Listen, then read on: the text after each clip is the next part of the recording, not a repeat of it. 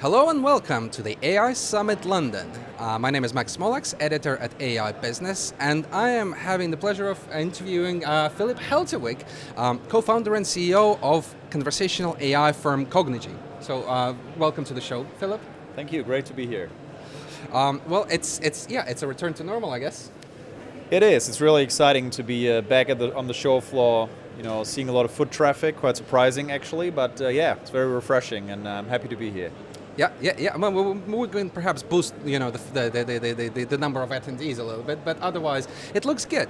So you've just given a session in which you explained essentially what Cognigy does, and my first question is, do you think our relationship with chatbots started off on the wrong foot? Because the first generation of these solutions, it wasn't very capable, and essentially it earned quite a bad reputation, and now people are kind of set in this mode and they think, by and large, chatbots are bad. So do you think, but conversational AI has advanced at the speed of light, and the chatbots that we have today are very, very different from that first generation. So what would you say to that, to the fact that perhaps a bad reputation at the moment, but it's there to be changed? Yeah, I think that's definitely true, right? Conversational AI in general, as an industry, has made rapid advances by the use of machine learning, artificial intelligence algorithms that are now being applied. But I think we shouldn't really ask people to readjust. We should just put better solutions out there, because then people will accept them automatically if they are helpful. I think the one thing that needed some adjustment from the past was when chatbots originally came out, they were touted as, okay, these are artificial intelligences, they're all-knowing, you can talk to them about anything. And I always give this example: do you want a utilitarian bot, right, that has great utility that you can call or chat with, that can actually help you with what you're after, or do you want to have a small talk, right? And small talk is a big thing in chatbots. The question is why, right? Why is that? Do you call your bank and you say, okay, I have a question about my bank statement, but by the way, when is Barack Obama's birthday? Like, you don't really do that, right? Because it's irrelevant. So I think what people have come to understand is chatbots can help them, not just chatbots, also voice bots on the voice line, can help them sometimes much quicker without any wait time in the queue, right? And they appreciate that utility that it's giving to them.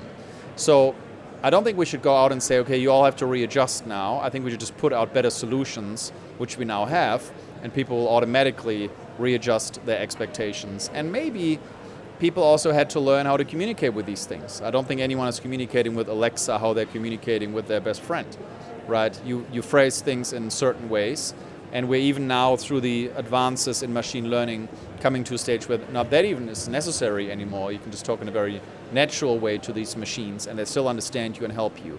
Because in the end, it's all about helping the customer to achieve what they want to achieve quicker, right? And if we provide that value, they'll be accepted automatically. Yeah. So as long as you deliver value, the customers will eventually embrace this thing. Of course. Mm-hmm. And so Cognigy obviously it's just been around for a while. There's many different things. So what are some of the most interesting projects that you have worked on? Yeah. So Cognigy is a horizontal conversational AI platform. That means we're not use case specific. Mm-hmm. We're doing a lot of projects in customer service, obviously, because that is where the biggest return on investment lies at the moment, because call centers are getting hammered with requests, and conversational AI comes to the rescue, right? That is in shape of chatbots on various channels, as in websites, WhatsApp, Facebook Messenger, etc. But more and more the tide is shifting towards voice bots that are integrated directly in the contact center. So we're doing a lot with that as well, and the use case and applicability is a no-brainer. Like, if you're calling somewhere and you have a 20-minute waiting time, and you could talk to an AI that could maybe help you, even only with a probability of, say, 60%, why wouldn't you? Mm-hmm. Well, rather than sitting there and listening to the music you don't want to hear anyways, you might as well talk to an AI and see if you can be helped. Now, there's an interesting concept in that, where we say helping one customer helps every customer. Now, what does that mean? Of course, if you have 100 people in the wait line and you help 50 of those automatically, what does that do to the other 50? The other 50 only have to wait half the time before they actually speak to a human that can then help them with their issue, right? So you're not just helping the person that the bot is actually talking to, but you're helping everyone. But that is really only the standard stuff we can do with conversational AI. As you saw in my presentation, I showed some more advanced use cases. Like, one would, for example, be a heart rate monitor, a smart heart rate monitor that is connected to the internet. So it's with patients that have heart disease, right? And the heart rate monitor, it's not just measuring the heart rate, but all kinds of signals. Once it's detecting that something is off, but it has a low severity of what's off, it will trigger a Cognigy conversational AI, which will call the patient on their phone and ask them, do you have any symptoms? Are you short of breath? Blah, blah, blah. And depending on what the customer answers, and if they can't answer at all, then of course an emergency call is triggered immediately. They can reroute to a cardiologist or someone like that, right? So these are novel applications for conversational AI that even a couple of years ago would have been in the realm of science fiction, right? Conversational AI will permeate our daily lives completely in the near future, right? May it be in situations like the one I just described, may it be in a customer service case, or also in your daily work, right? Let's say you're in a sales meeting and you need some forecast data for APAC for Q2. Well, you will be asking a bot that also attends the meeting that just pulls you the data immediately. May it be in HR where there is regular quarterly reviews, etc. All of these things will be supported through machines, and conversational AI is the interface to interact with these machines, right? Because it is the most natural interface, and the proliferation of tools like Microsoft Teams, Slack, etc., which now exist in almost any enterprise globally, have made access to the conversational AI so much easier. Absolutely, and there are experiments going on right now where it's just like you can actually, for example, describe a web page and an AI system will build it based on your voice input, right? And it's just like, yeah, that's very, very exciting. Is there anything in conversational AI, sort of like technology, maybe like theory, research, that you're particularly looking forward to in the next couple of years? Yeah, funnily enough, you've already described it with your website example. The website example that you're bringing is based on research called GPT, GPT-3 from OpenAI, which was then licensed by Microsoft. There's a GPT-4 model coming out as well. There's various applications for that, from auto generation of code, which is essentially what you've just mentioned, to knowledge extraction. And I'm looking very much forward to the advances in that type of technology, because one of the big challenges in conversational AI at the moment is small talk and fact extraction. Yeah. Because so let's say you have a bot that helps you in an airline context with rebookings, etc. So you have the 10 core things it can do, fine, but there is the 1 gazillion other questions that people can ask about air travel, right?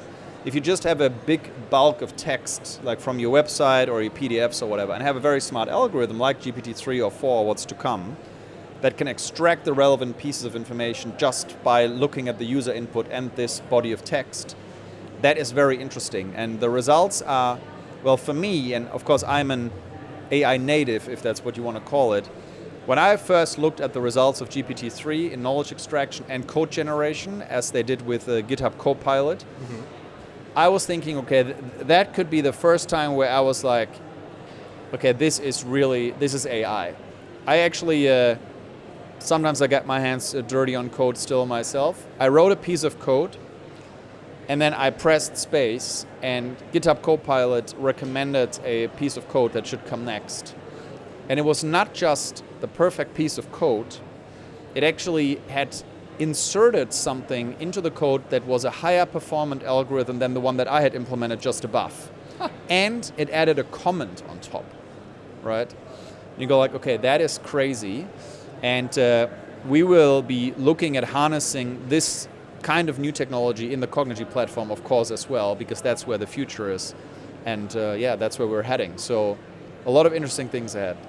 Okay, and if I may, a last question, a bit of a curveball. So you guys are obviously, you have an off-the-shelf product that you can implement, right? And there is that discussion between DIY versus off-the-shelf. So, yes. For some organizations, it makes sense to build their own AI tools. For some organizations, it makes sense to just buy and adopt them. So how do you decide, which one of these do you need, like a team of data scientists, or do you need a Cognigy platform? How do you decide?